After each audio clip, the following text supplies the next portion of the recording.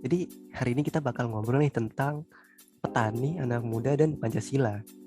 Terus juga ada film dokumenter tentang petani di YouTube, judulnya Muter Panguripan. Ada yang mau ngejelasin nggak nih film dokumenternya itu tentang apa sih gitu? Nah, film dokumenter ini tuh judulnya Muter Panguripan. Jadi film ini tentang suka duka menjadi seorang petani. Nah, di film dokumenter ini tuh narasumbernya bernama Pak Ngatenu. Beliau itu udah dibilang cukup senior lah di bidang pertanian. Udah 30 tahun di bidang pertanian. Bagi Pak Ngatenu, alasan jadi petani karena emang jadi petani itu simple. Nggak kayak berdagang katanya. Nggak harus banyak yang dipikirin. Pas panennya seneng, bersyukur. Pas gagal panen ya cuma bisa sabar. Tapi beliau masih tetap semangat buat nyoba lagi kalau gagal. Jadi kesimpulannya sifat Pak Ngatenu ini harus diterapkan bagi anak-anak muda selanjutnya. Itu aja sih dari film dokumenternya. Gitu. Berarti Pak Kanten ini punya sifat yang cukup bagus ya, pantang menyerah gitu walaupun diterpa bencana gitu ya, bencana gagal panen. Ya. Nah, ini ngomong-ngomong kan kita ngomong juga tentang Pancasila nih. Ada nggak ya kira-kira nilai implementasinya itu di video? Pasti ada. Ada apa Nah, tuh? dari video itu ada nilai-nilai yang berkaitan dengan nilai Pancasila yang bisa kita pedomani. Nah, jadi ada 4 nilai. Jadi nilai yang pertama itu adalah nilai ketuhanan. Jadi apapun yang dia miliki, apapun yang dia peroleh dari hasil bertani, dia harus berlapang dada. Yang penting tuh dia bersyukur dan bagaimanapun hasilnya dan sedang melaksanakannya. Terus yang kedua itu ada nilai kemanusiaan. Nah, nilai kemanusiaan kan petani itu saling membantu dalam meningkatkan hasil pertanian, bahan baku beras kepada pihak distribusi dan pemasaran. Nah, dan nilai yang ketiga itu ada nilai persatuan. Dengan kehidupan agraris di Indonesia ini, dia tuh sangat senang karena dapat memenuhi makanan pokok masyarakat Indonesia yang mayoritas menggunakan beras. Nah, dan nilai yang terakhir itu adalah nilai keadilan. Nah, nilai keadilan ini kan lambangnya kan padi dan kapas, jadi ada padinya di saling bersangkutan nih, gitu. Oh gitu. Enggak sih, itu bercanda aja. Jadi, yang nilai keadilan ini, pekerjaan petani sangat menguras tenaga. Beliau juga menikmati hasil jerih payahnya, jadi ada efek wujudnya, gitu nilai-nilai yang bisa kita ambil.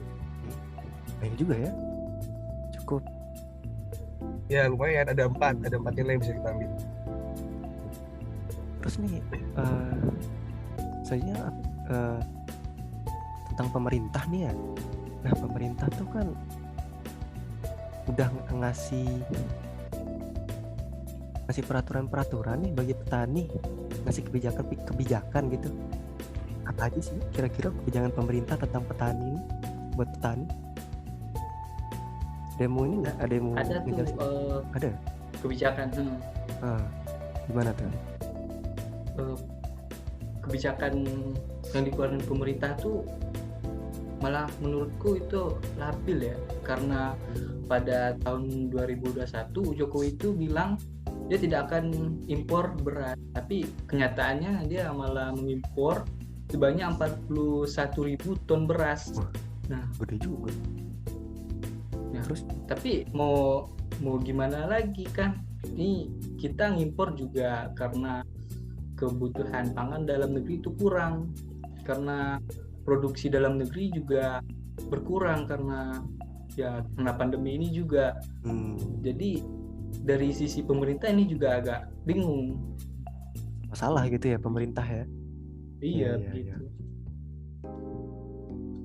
Terus dari itu kan tadi kontranya ya, jadi bilang. Nah, kira-kira ada pro-nya nggak sih dari pemerintah nih ngasih ini kebijakannya?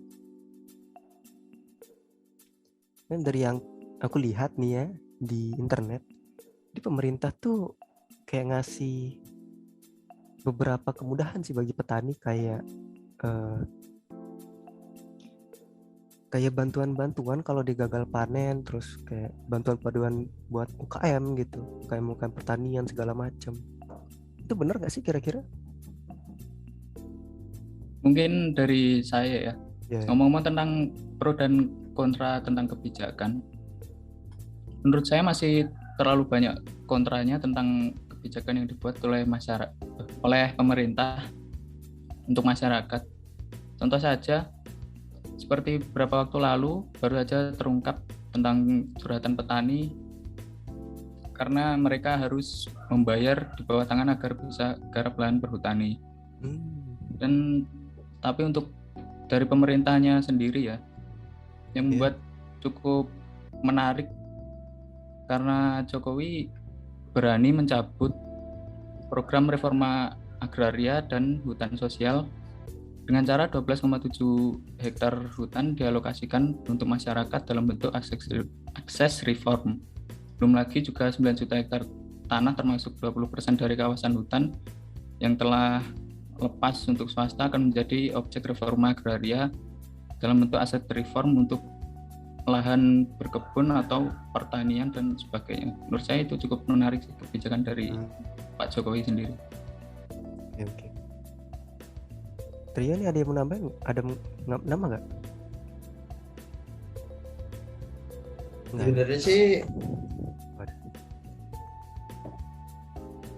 harus ada program dan kegiatan dari pemerintah sih, kayak pendistribusian bibit atau alat-alat yang lebih lagi. Kan sekarang kan untuk bidang pertanian kan nggak hanya cuma pembajakan atau apa-apa kan, mungkin bisa didistribusi oleh alat atau dengan pupuk dan kualitas bibit yang lebih bagus agar menunjang petani lebih produktif mungkin. Ya gitu. Oke, ngomong-ngomong nih ya, kalian tahu nggak sih kepanjangan dari petani itu apa? Penting nih, banyak yang nggak tahu soalnya. Kalian tahu nggak? Wah, apa tuh? Apa tuh?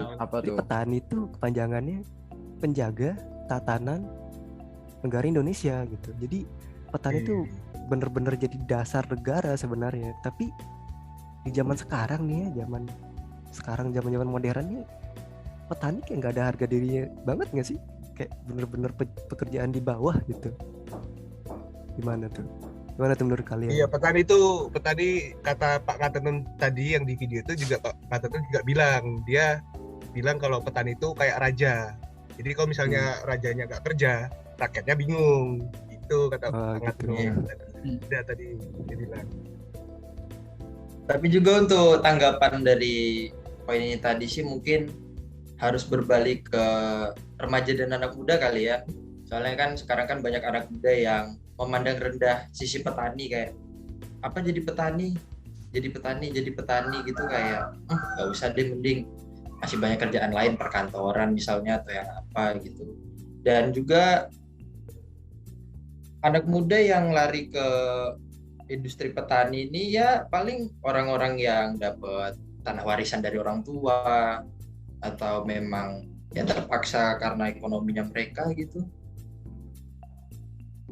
Iya sih, mungkin karena penghasilan juga kali ya, kayak penghasilan petani benar-benar rendah banget gitu kalau untuk petaninya gitu ya, karena mungkin dipotong-potong sampai yang di atas gitu, di apa ya kepotong-potong gitulah sama yang di atas buat pabrik apa segala macam gitu, buat gudang gitu. Gimana tuh menurut kalian tuh? Ya bener sih, malah menurutku ya pasti kalian pernah dengar juga nih soal kalau orang tuanya petani, jadi mereka itu nggak mau anaknya nggak ingin jadi petani juga gitu. Jadi mereka pengen anaknya itu lebih baik lah istilahnya seperti itu, mau jadi pegawai negeri atau pegawai swasta, pokoknya pekerja kantoran itu juga malah menjadi faktor menurutku. Bung Rama mungkin udah cukup ya? Oke. Menarik sih pembahasan kali ini. Menarik banget sih udah. Ya. Kita tutup ya. Ya udah tutup dah.